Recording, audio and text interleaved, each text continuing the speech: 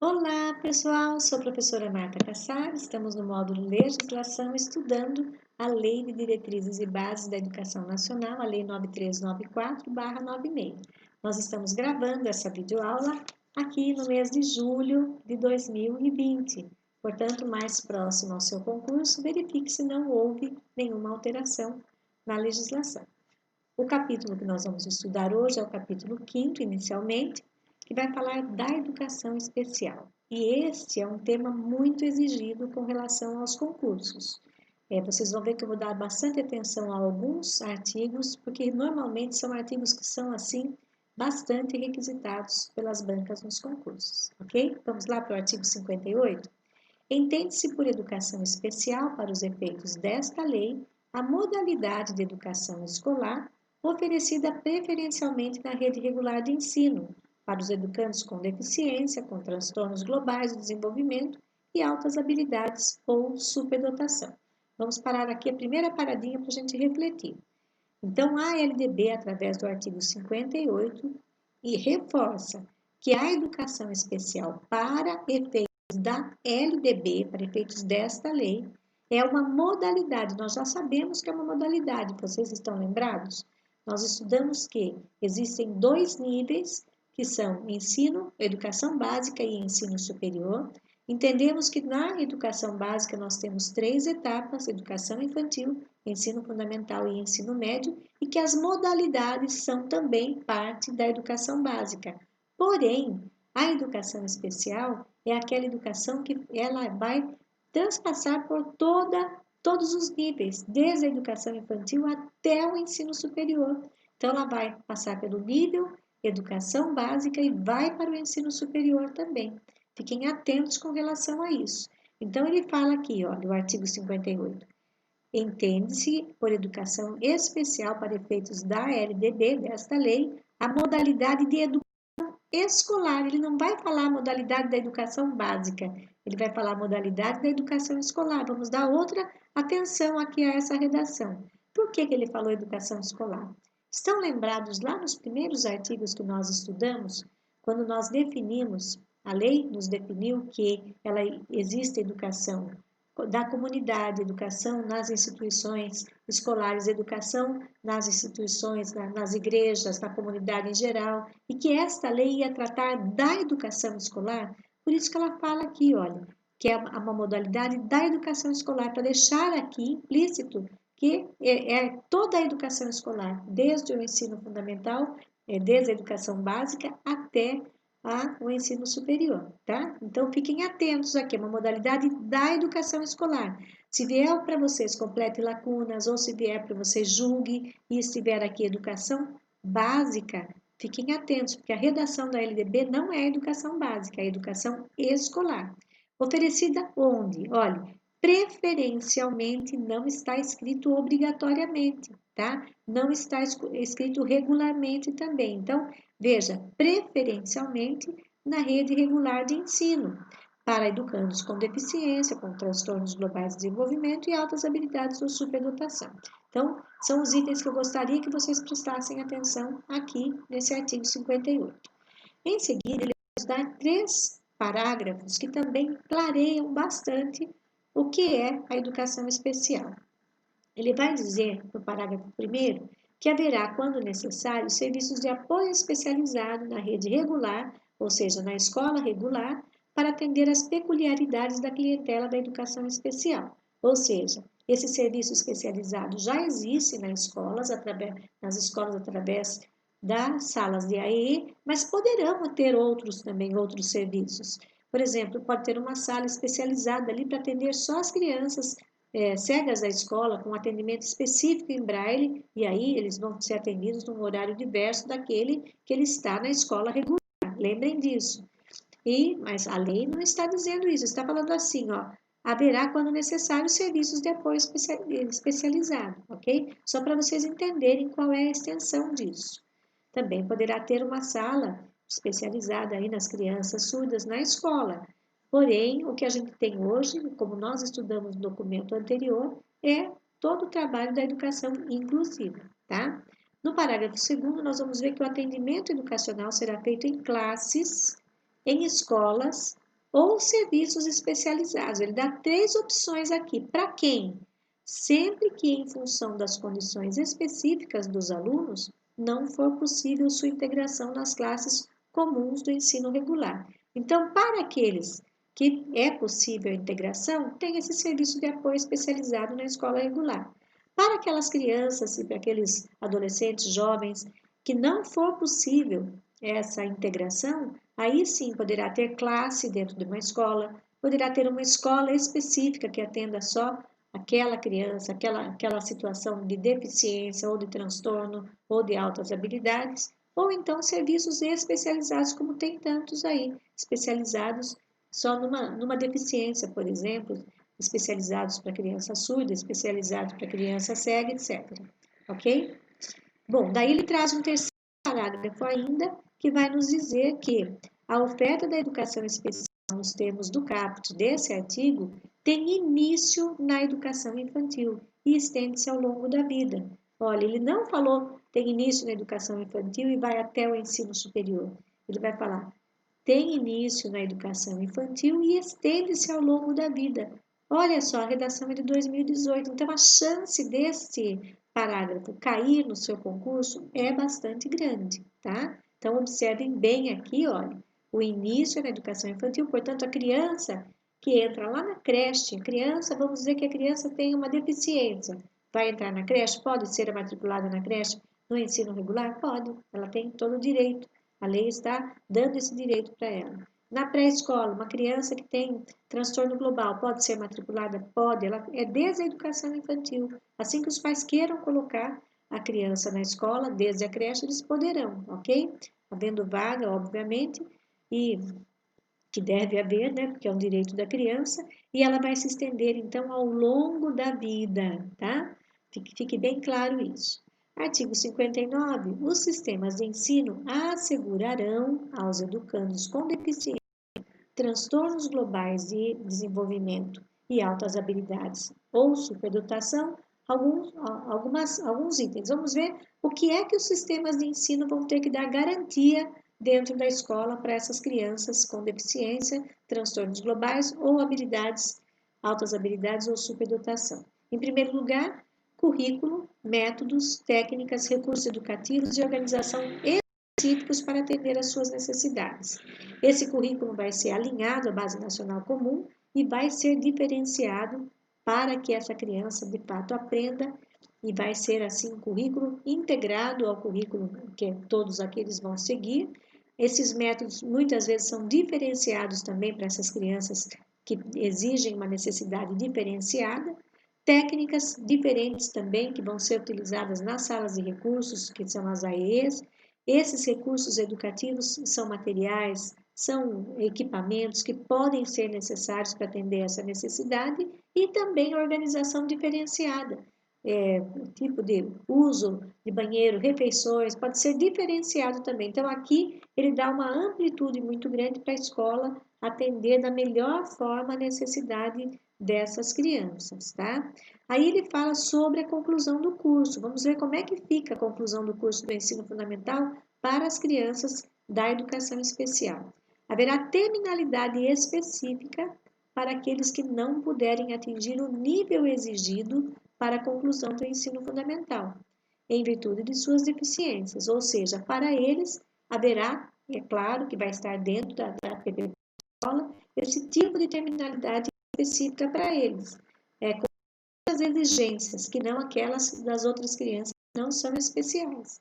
E também haverá a possibilidade de aceleração para aquele aluno superdotado, no sentido dele concluir em menor tempo o programa escolar. Então, são duas situações de ponta que a LDB nos traz, a terminalidade para aqueles que têm, então, em virtude da deficiência, não estão conseguindo atingir aquele nível que todos os outros estão, e também a aceleração para aqueles que conseguem aprender rapidamente. Em seguida, ele vai falar dos professores. É uma obrigação dos sistemas de ensino, é assegurar professores com especialização adequada em nível médio ou superior para atendimento especializado, bem como professores do ensino regular capacitados para a integração desses educandos nas classes comuns, tá? Então, tanto o professor que não tem especialização na área da educação infantil, que é aquele professor que trabalha na sala regular, vai ser capacitado continuamente. E aquele professor que vai, então, atender as crianças, especialmente as crianças, provavelmente também na sala de AE, esse tem que ter a especialização adequada em nível médio ou superior. E também a obrigação do sistema de ensino a educação especial para o trabalho, visando a sua efetiva integração na vida em sociedade, inclusive condições adequadas para os que não revelarem capacidade de inserção no mercado de trabalho competitivo, mediante articulação com os órgãos oficiais afins, bem como para aqueles que apresentam uma habilidade superior nas áreas artística, intelectual e psicomotora, tá? São as obrigações do Estado, do sistema. Finalmente, ele nos traz que é também obrigação essa oportunização, esse acesso igualitário aos benefícios dos programas sociais suplementares disponíveis para o respectivo nível do ensino regular, ou seja, esse acesso totalmente igualitário a esses benefícios para o sistema vai assegurar para as crianças, os adolescentes e os jovens a educação especial. No artigo 59A, que também é novo, é de 2015, a gente não vai, porque a lei não é de 1996, então teve essa alteração muito positiva ao meu ver. Vejam bem, o poder público deverá instituir cadastro nacional de alunos com altas habilidades ou superdotação matriculados na educação básica e na educação superior, a fim de fomentar a execução de políticas públicas destinadas ao desenvolvimento pleno das potencialidades desse alunado. Isso foi um avanço, por quê? Porque esses alunos com altas habilidades e superdotados, nós não tínhamos, em termos de programas, de políticas públicas, ninguém tinha noção no país de quantos eram. Então, agora, a partir do artigo 59A desde 2015, existe um regramento, vocês vão ver no parágrafo único, que já existe um regramento para esse cadastramento desses alunos. São muitos no país? Não, não são, mas os que têm, deve haver políticas públicas destinadas ao desenvolvimento desses alunos. Vejam aqui pelo parágrafo único. A identificação precoce de alunos com altas habilidades ou superdotação, os critérios e procedimentos para inclusão no cadastro referido no caput deste artigo, as entidades responsáveis pelo cadastramento, os mecanismos de acesso aos dados do cadastro e as políticas de desenvolvimento das potencialidades do alunado de que trata o caput serão definidos em regulamento. Hoje já são definidos em regulamento, mas aqui ainda estava para ser definido, ok? No artigo 60, ele nos traz que os órgãos normativos do sistema de ensino estabelecerão critérios de caracterização das instituições privadas sem fins lucrativos, especializadas e com atuação exclusiva na educação especial para fins de apoio técnico e financeiro pelo poder público, ou seja, esses órgãos normativos, normalmente as prefeituras, o Estado, eles criaram critérios, já existem, né, os critérios para que essas instituições privadas que atendem só a educação infantil possam receber apoio financeiro, possam receber apoio técnico, e é o que acontece. É assim que elas sobrevivem. Vocês viram nesse período grande de pandemia o quanto essas instituições sofreram porque deixaram de receber essas verbas. Mas vejam, essas instituições não podem ter fins lucrativos. A instituição não pode montar essa escola, montar essa instituição apenas para ficar rica, para lucrar. Ela tem que ser uma instituição com esse caráter sem fim lucrativo, tá? Parágrafo único, o poder público adotará como alternativa preferencial a ampliação do atendimento aos educandos com deficiência, transtornos globais do desenvolvimento e altas habilidades ou superdotação na própria rede pública regular de ensino, independentemente do apoio às instituições previstas nesse artigo. Ou seja, mesmo tendo as instituições, a alternativa preferencial é a ampliação dos atendimentos sempre na rede pública, ok? E em seguida nós vamos então agora estudar, com isso ele encerra o título que é a educação especial. o capítulo, né? O capítulo 5º. Aí nós vamos falar sobre os professores. Quem são esses profissionais da educação dentro da LDB? Vamos verificar.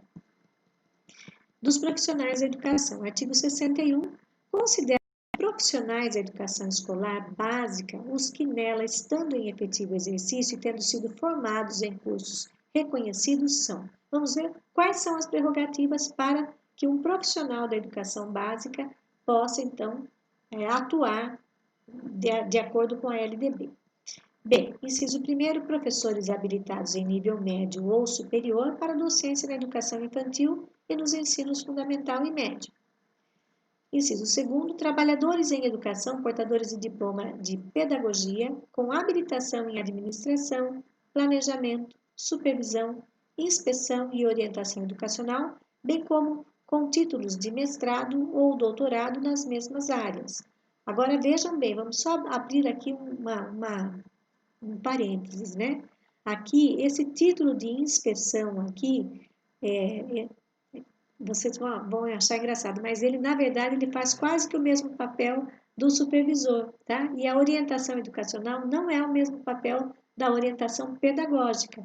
Eles têm papéis diferentes. Então, em alguns estados, por exemplo, em Minas Gerais, eles usam bastante esse título de inspeção, tá? E orientação educacional também. Aqui no estado de São Paulo, até pouco tempo atrás, a rede municipal de Sorocaba ainda tinha a orientação educacional. É muito tempo. Tem mais, né? Desde 2008, se eu não me engano, que não tem mais esse profissional, né? Que é o orientador educacional. Agora nós temos orientador pedagógico, que é um papel diferente desse orientador educacional, tá? Depois também podem ter, os profissionais da educação também podem ser trabalhadores em educação, portadores de diploma de curso técnico ou superior na área pedagógica ou afim. Também podem ser profissionais com notório saber reconhecido pelos respectivos sistemas de ensino para ministrar conteúdos de áreas afins à sua formação ou experiência profissional, atestados por titulação específica ou prática de ensino em unidades educacionais da rede pública ou privada ou das corporações privadas em que tenham atuado, exclusivamente para atender o inciso 5º do caput do artigo 36.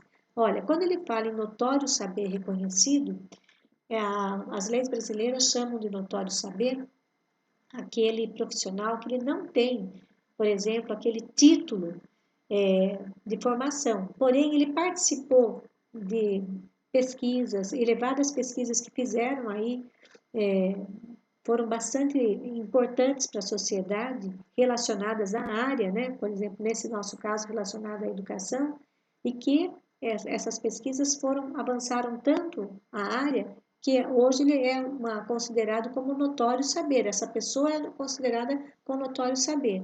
A experiência dele, a prática dele superou, então, a experiência profissional superou, então, aquilo que até mesmo uma pessoa que teria essa conclusão de curso poderia ter apresentado. Então, aí é chamado notório saber.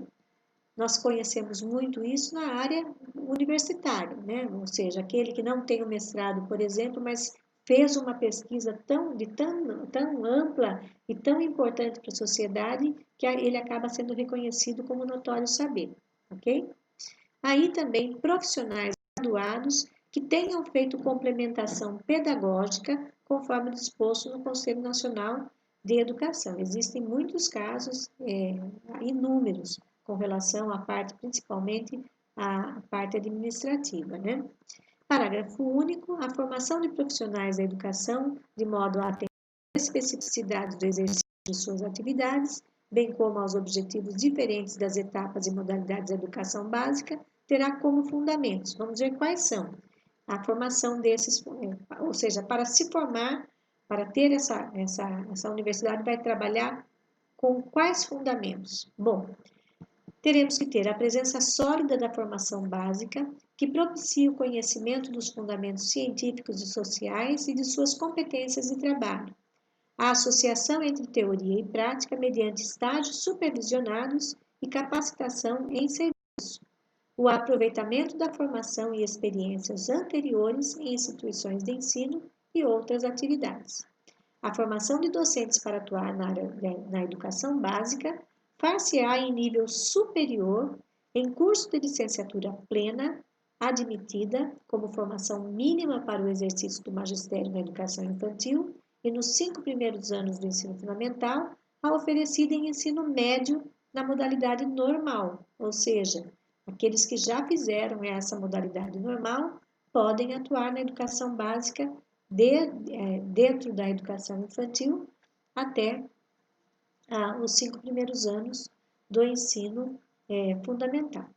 Parágrafo 1º, a União, o Distrito Federal, os estados e os municípios em regime de colaboração deverão promover a formação inicial, a continuada e a capacitação dos profissionais do magistério. Então, passa a responsabilidade dessa capacitação continuada para os entes federados, a União, o Distrito Federal, os estados e o município, sempre em regime de colaboração.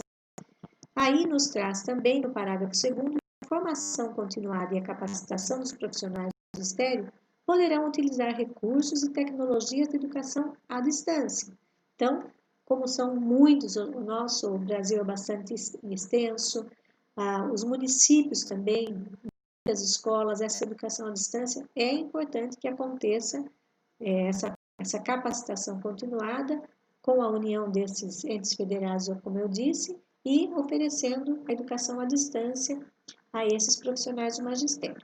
Parágrafo 3º, a formação inicial de profissionais de magistério dará preferência ao ensino presencial, subsidiariamente fazendo uso de recursos e tecnologias da educação à distância, ou seja, a preferência da formação inicial é presencial, mas pode-se fazer uso das tecnologias, tá? Diferente do anterior, que a formação é continuada e a capacitação de profissionais do magistério poderão utilizar também esses recursos de tecnologia à distância, tá? Que fique claro.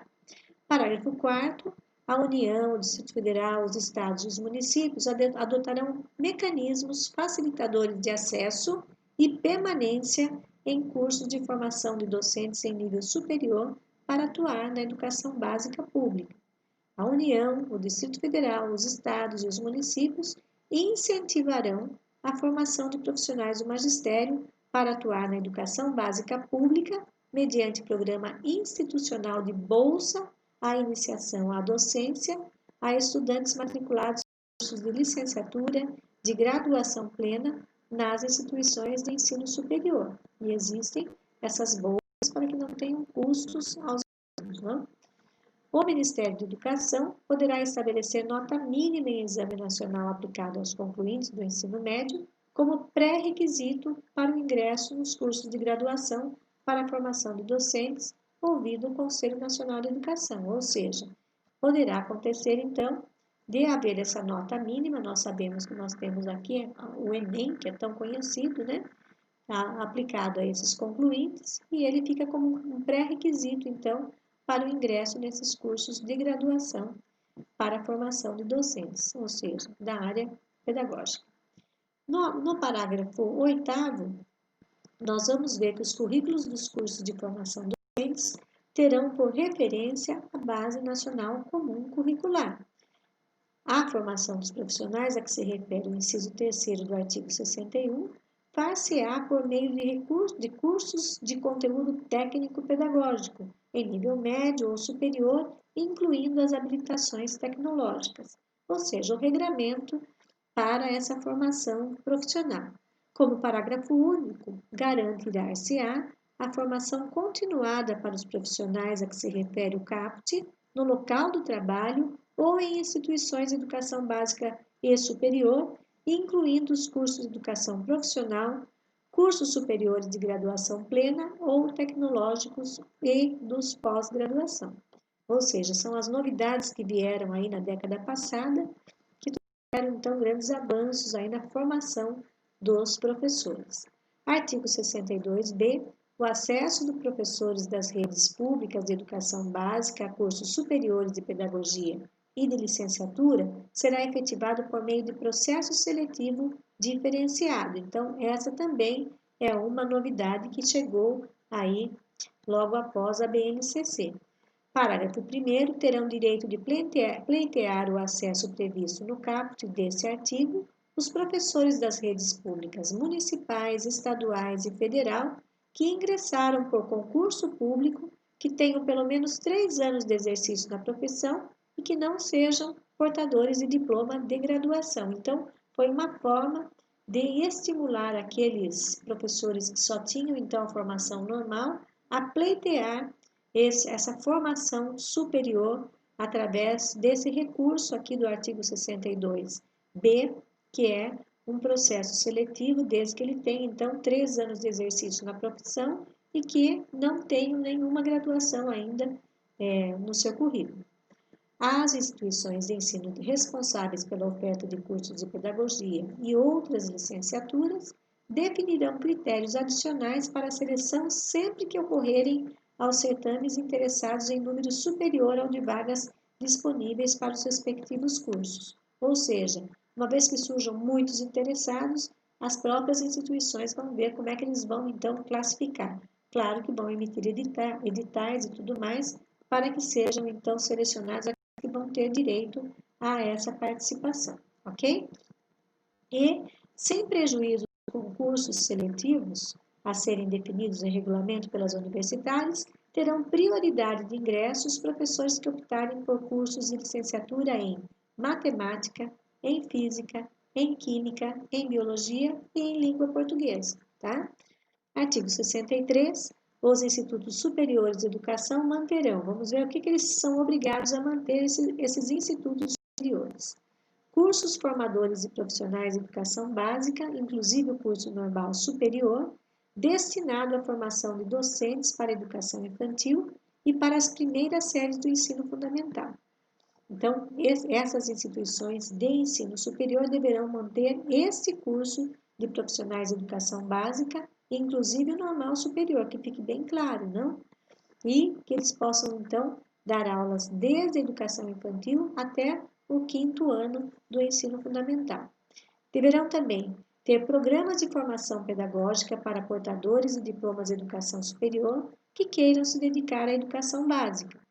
Deverão ter também programas de educação continuada para os profissionais de educação dos diversos níveis. Ou seja, além de formação, deverão ter programas de formação continuada.